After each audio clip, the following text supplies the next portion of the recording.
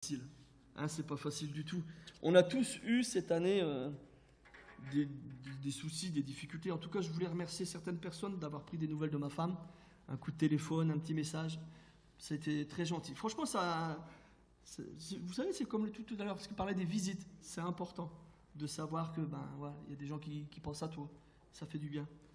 Donc voilà, en tout cas, vous avez un coucou de Virginie qui va un peu mieux. C'est pas le top des tops, mais elle est à la maison, elle prend son temps. Voilà. Donc le titre de mon message, c'est Accroche-toi à Dieu. Alors, j'ai commencé l'année, entre guillemets, en vous rentrant dans l'art, un petit peu. Pourquoi je vais changer? J'essaierai de changer l'année prochaine.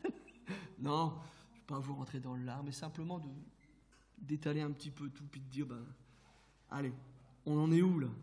On en est où? Alors, le verset de base que j'ai utilisé, c'est le psaume 22. Le psaume 22, s'il te plaît. Alors, du verset 1 à 12. Au chef de chœur sur biche de l'aurore, psaume de David.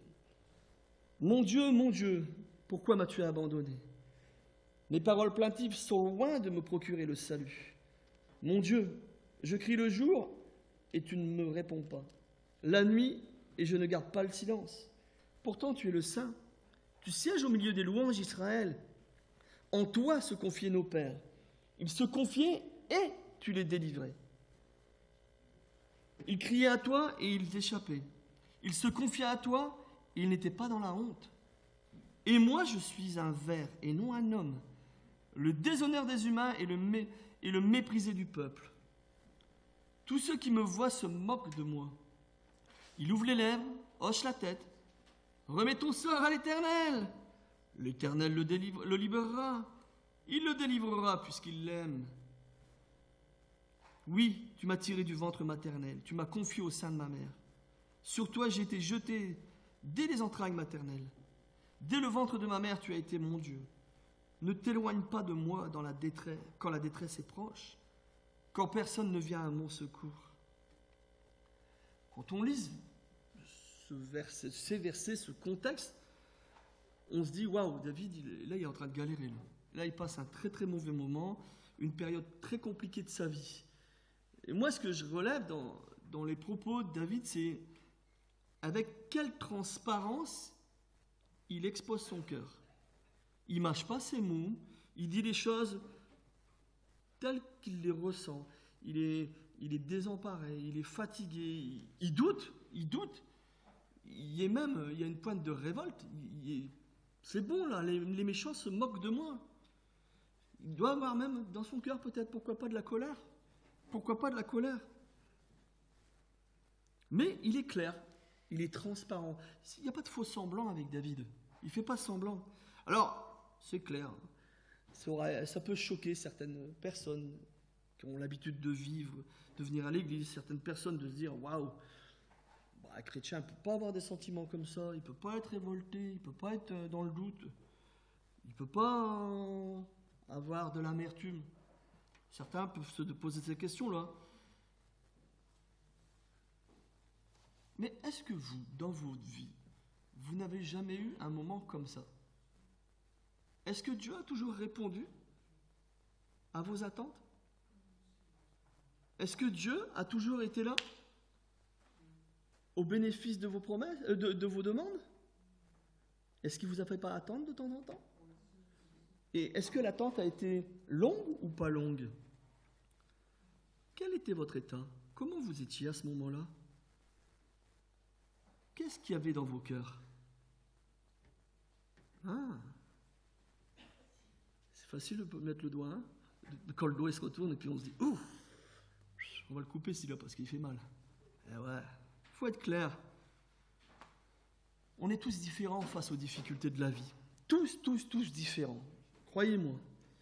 Il y en a certains qui auront des réactions complètement différentes. Il y en a qui vont combattre par l'action.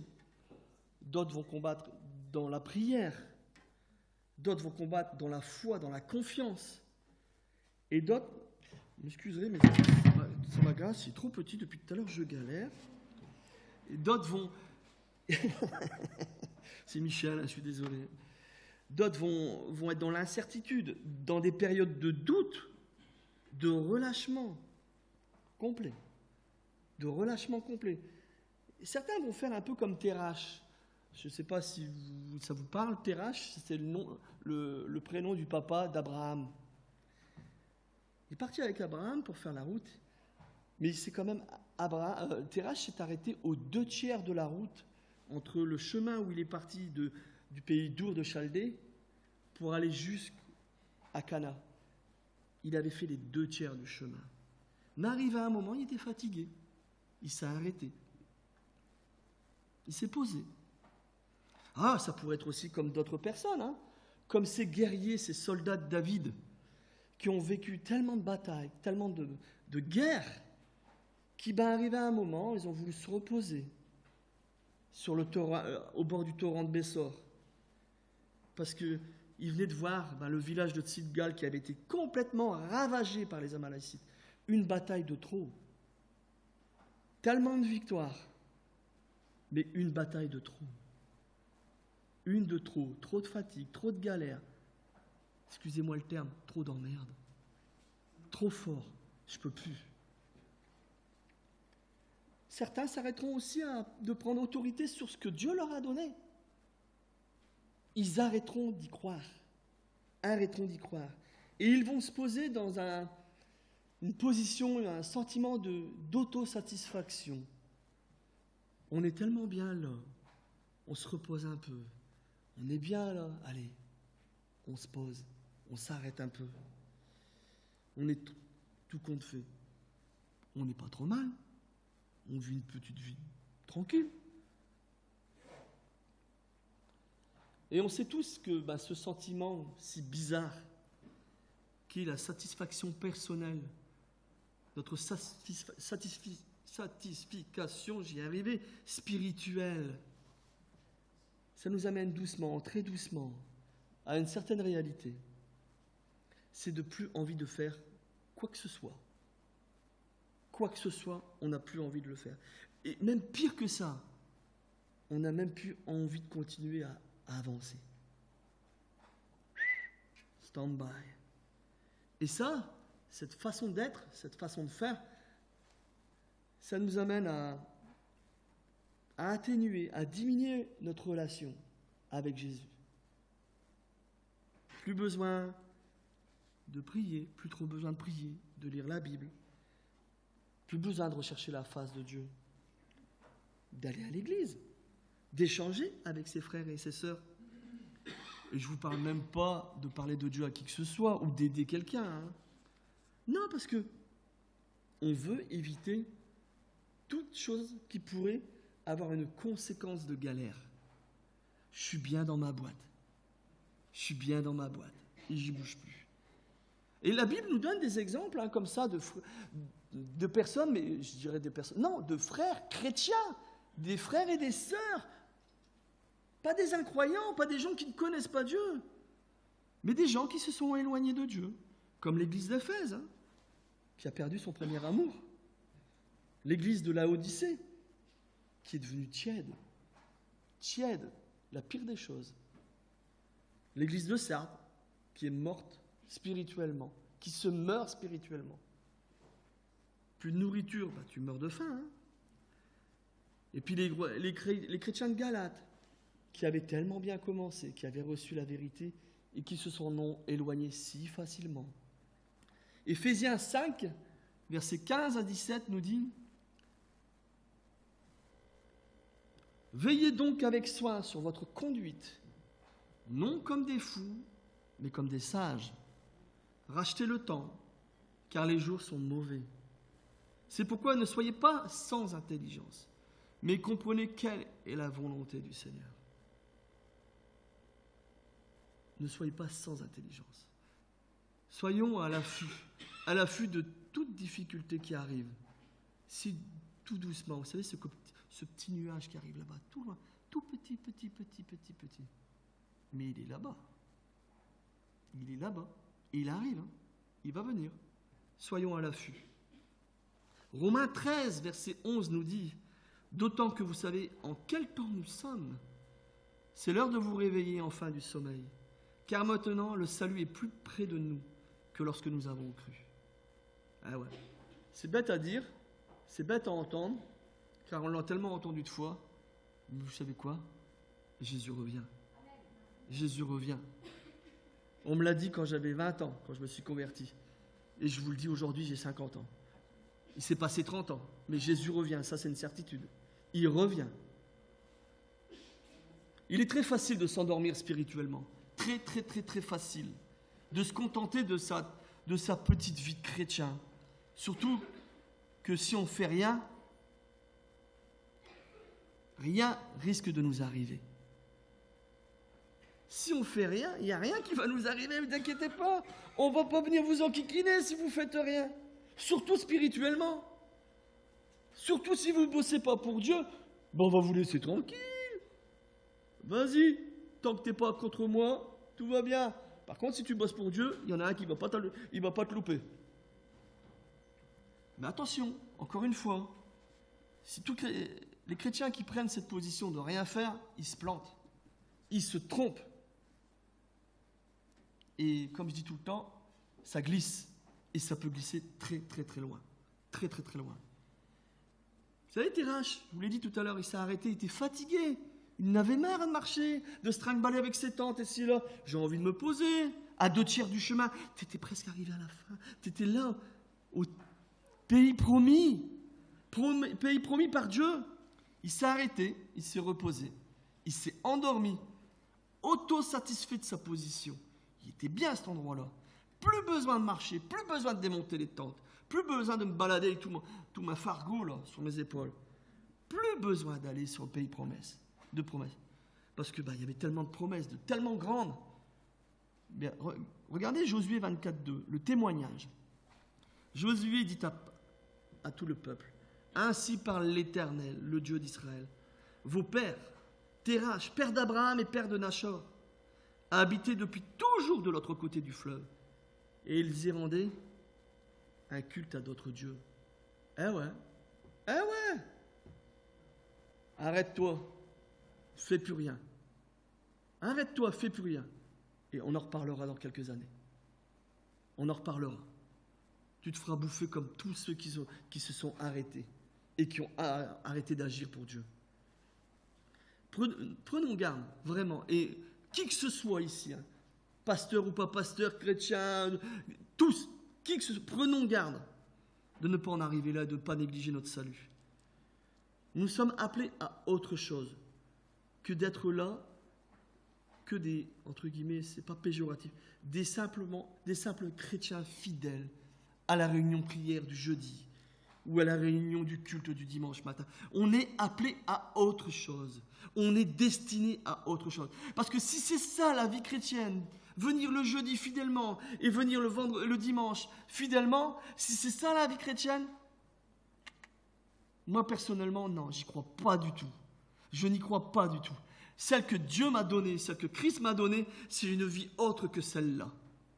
C'est une autre vie. Et moi, j'y crois réellement. Je suis appelé à autre chose que de faire de la présence et de venir qu'avec mes frères et sœurs le jeudi et le dimanche. Je suis appelé à autre chose. Je dois être autre chose. Je dois être autre chose. Ah, je ne vous dis pas, je sais bien que les guerriers de David qui étaient tellement en galère, ils en avaient marre d'avoir gagné. Ils avaient gagné une bataille de plus, ils sont crevés, ils s'arrêtent. Ils sont tellement brisés de bagarre en bagarre. Je peux comprendre qu'à un moment dans notre vie, on a envie de se poser, de se planquer dans la caverne là, qui est à côté du torrent, puis de dire stop, 2 secondes là. Je veux me poser un peu. Je voudrais qu'on vienne même pas me chercher. Laissez-moi 2 minutes. Je peux comprendre. J'ai vécu ça. Et je pense que tous, on l'a tous vécu. Arriver à un moment de dire, je veux me poser, je veux m'arrêter pour pouvoir mieux démarrer. Mais pour pouvoir mieux démarrer. Pas pour me bloquer sur ma chaise et choper des escarres aux fesses. Non, je veux bien m'arrêter, je veux bien me poser, mais je veux me bouger après. Je veux me ressourcer. Je veux être plus fort pour encore aller mieux, plus loin. Le psaume 55, versets 4 à 9 nous dit « à cause de la voix de l'ennemi et en face de l'oppression du méchant, car ils font s'abattre sur moi le malheur, et avec colère ils m'accusent. Mon cœur tremble au-dedans de moi, et les terreurs de la mort tombent sur moi. La crainte et l'épouvante m'assaillent, et un frémissement m'enveloppe. Je dis, qui me donnera des ailes comme une colombe? Je m'envolerai, et je trouverai une demeure. Voici, je fuirai loin, j'irai séjourner au désert. Je m'échapperai en toute hâte, plus rapide que le vent impétueux, que la tempête. C'est une réalité. C'est une réalité. Il y a des moments dans notre vie qui sont tellement compliqués qu'on veut se barrer, qu'on veut s'éloigner de toute galère, de toute tempête qui arrive. Je le comprends. Je le comprends. Mais ça ne doit pas être un état de fait. Ça ne doit pas être là. Il y a cette période où on est pompé, je le comprends. Mais on ne doit pas rester dans cet état-là. On doit se relever du sommeil d'entre les morts, comme la parole de Dieu elle dit. On peut, mais on ne doit pas rester dans cet état-là. Des tempêtes comme celle-là, on n'en veut pas. On ne veut pas les vivre, c'est évident. Mais on a tous eu. On n'en veut pas, mais on les vit quand même. Ah, je comprends que face aux difficultés, on veut faire marche arrière. On veut même s'arrêter et dire, bah ouais, j'en ai marre. Encore une tempête. Encore une galère. Oh, puis celle-là, elle m'a l'air tellement plus balèze que les autres que je viens de traverser. Tellement bien plus forte. Tellement plus intense. Je vais encore tellement pleurer. Tellement pleurer.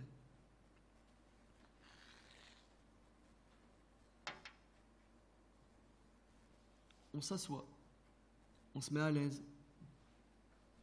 On enlève sa cuirasse, son casque, sa ceinture, ses souliers. Après, on pose son épée. Et une fois qu'on est bien installé,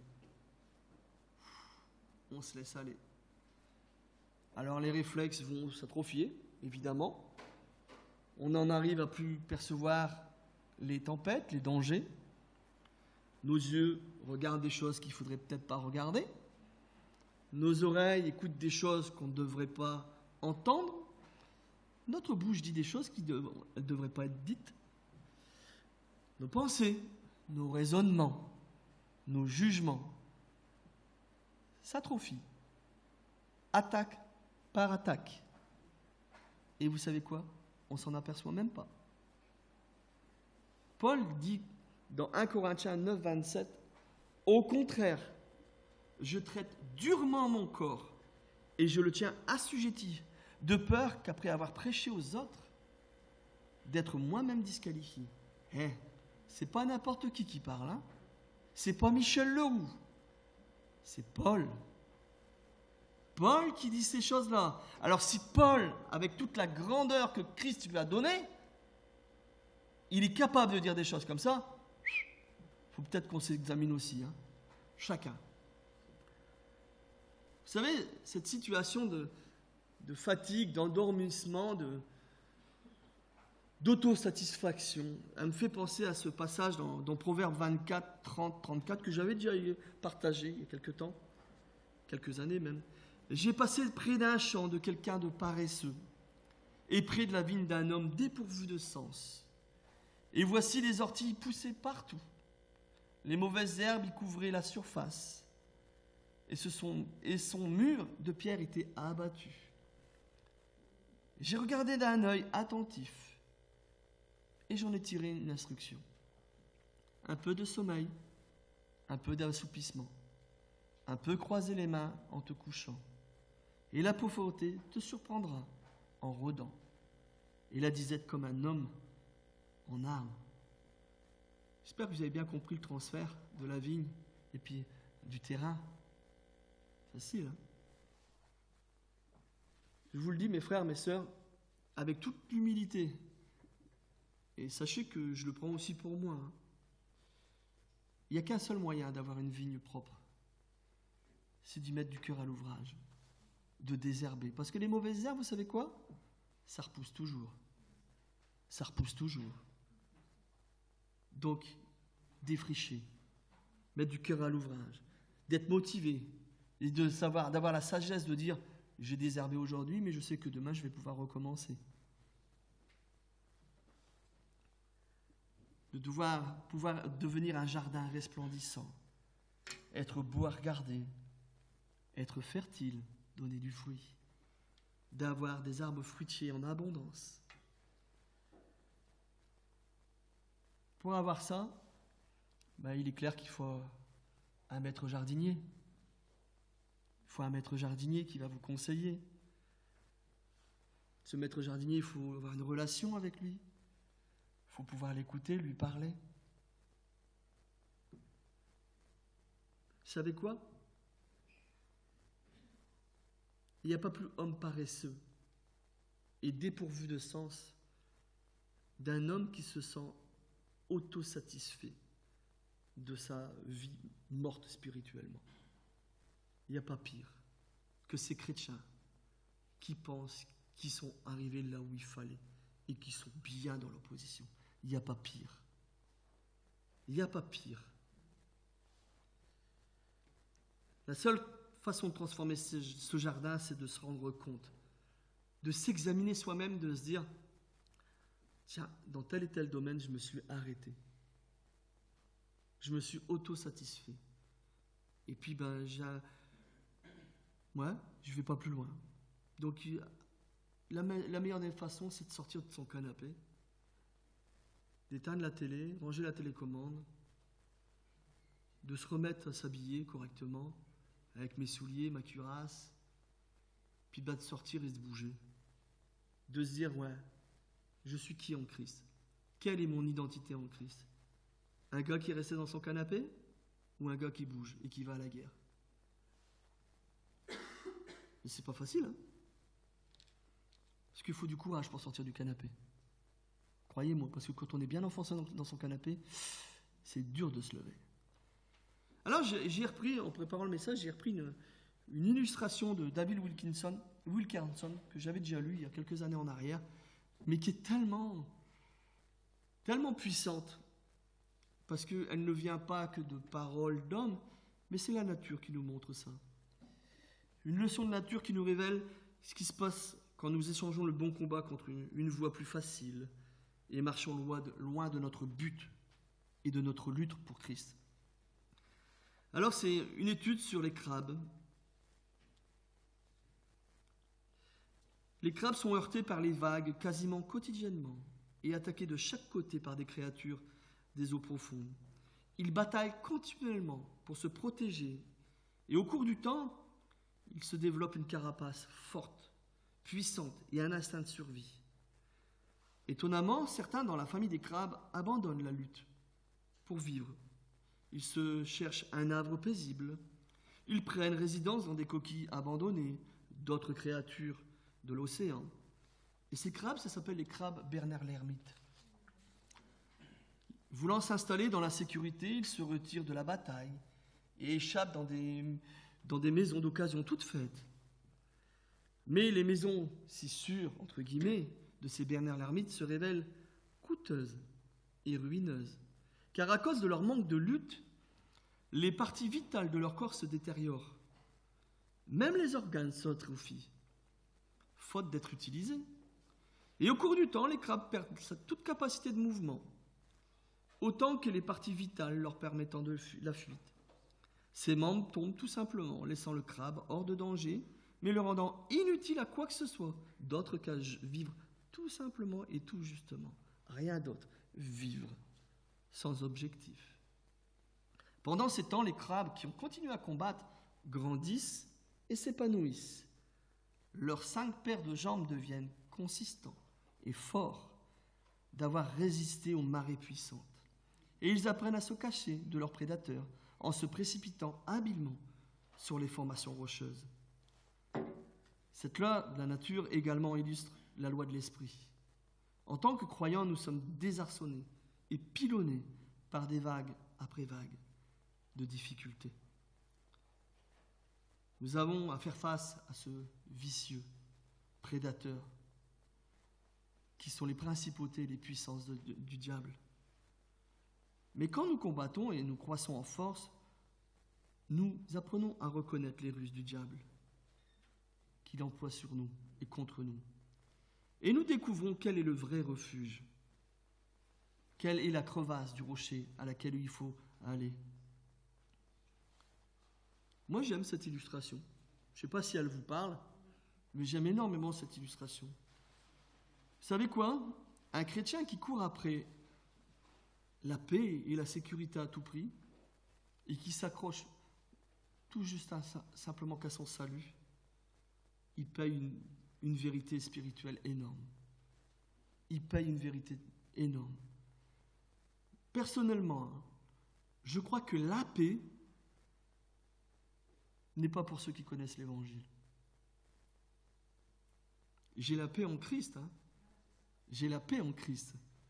Mais la paix de ce monde, elle n'est pas pour moi. Elle n'est pas pour moi.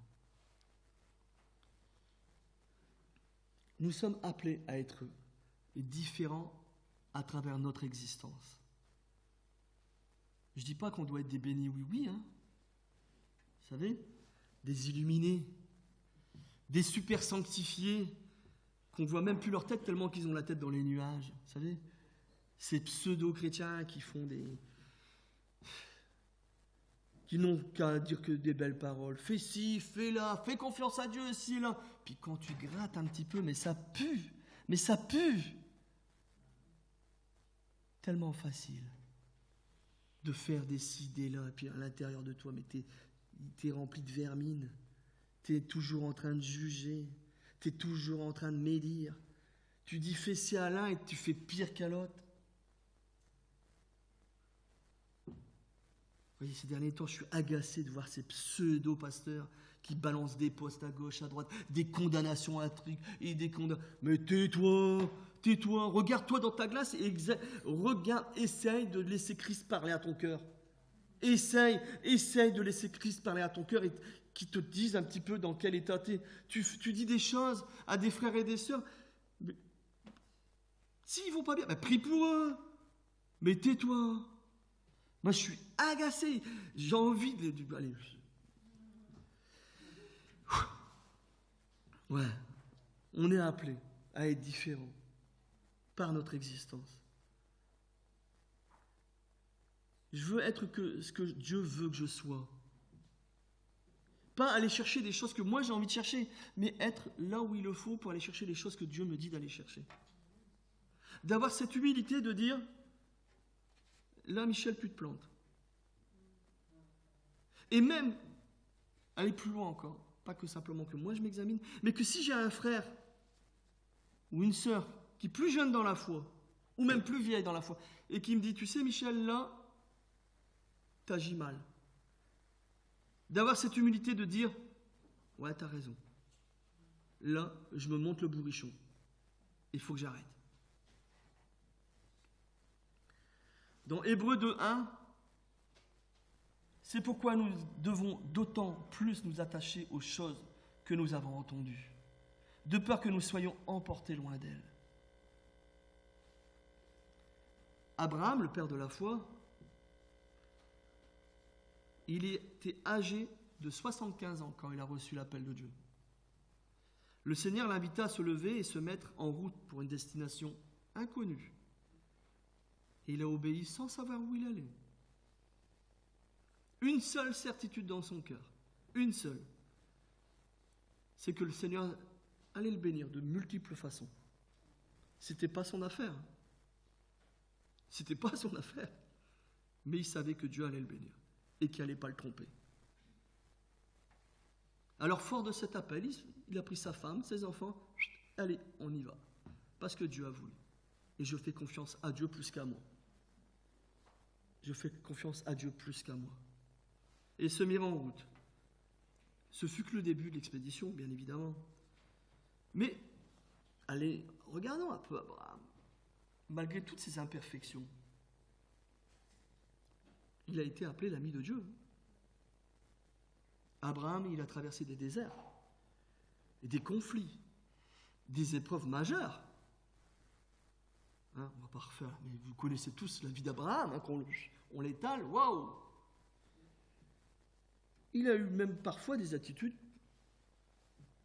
assez répressives. Je suis désolé, il n'était pas tout blanc. Il a fait pas mal d'erreurs. Il n'avait pas de maison en dur, il n'avait pas de tout à l'égout. Il n'y a pas de canapé ni de télé. Hein. Il vivait une vie bien de galère. Hein. Mais malgré son âge, il a avancé. Est-ce qu'il était parfait? Non. Il a commis des erreurs? Ouais. Mais malgré ses imperfections, malgré ses manquements, ses incertitudes, ses doutes, il a marché avec Dieu. Et il a appris. Il a avancé, il s'est laissé transformer par Dieu. Est-ce qu'il était le Abraham de la fin de sa vie quand il a commencé? Bien sûr que non. Bien sûr que non. Est-ce que le Michel d'aujourd'hui était le Michel d'il y a quand j'avais 20 ans? Bien sûr que non. Et heureusement. Sinon ça craint. C'est que j'ai rien compris.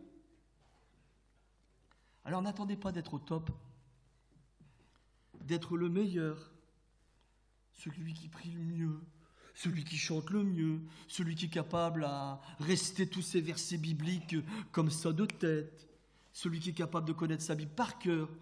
N'attendez pas ça pour répondre à l'appel de Dieu. Ça ne servira à rien. Vous croyez que vous allez être plus performant parce que vous savez faire toutes ces choses comme ça? Le Seigneur va vous façonner tout le temps de votre marche avec lui. Chaque jour que vous allez avancer, vous serez façonné par Dieu. Chaque jour. L'important, ce n'est pas d'être au summum de ses capacités, ou de son rêve, ou encore d'avoir toutes les réponses à toutes les questions. Ce n'est pas ça l'important. L'important, c'est d'obéir à sa voix, d'être à l'écoute de Christ quand il vous parle, quand le Saint-Esprit vous parle, quand le Saint-Esprit dit les choses. Ça, c'est important. Faites taire toutes les autres voix. Que lui, rien que lui. Alors sachez, mes frères, mes sœurs, malgré tout et contre tout, toutes les galères, et je sais que vous le savez, mais c'est quand même mon boulot de le dire, de le répéter. Dieu ne vous a jamais abandonné, quelles que soient les galères que vous avez faites. Jamais, quelles que soient les tempêtes. Il est toujours resté sensible à vos cris, à vos incompréhensions. Il n'était pas indifférent de ce que vous traversiez, hein. Bien au contraire. Bien au contraire. Il a toujours été là. Sauf qu'il y a des moments, il faut qu'il soit là, mais qu'il vous laisse faire un peu. On va voir. On va voir. Aujourd'hui, on sait mieux que les tempêtes d'hier. On les a traversées. Est-ce qu'elles étaient si terribles que ça? Terribles, mais elles ont été traversées avec l'aide de Dieu. Avec l'aide de Dieu.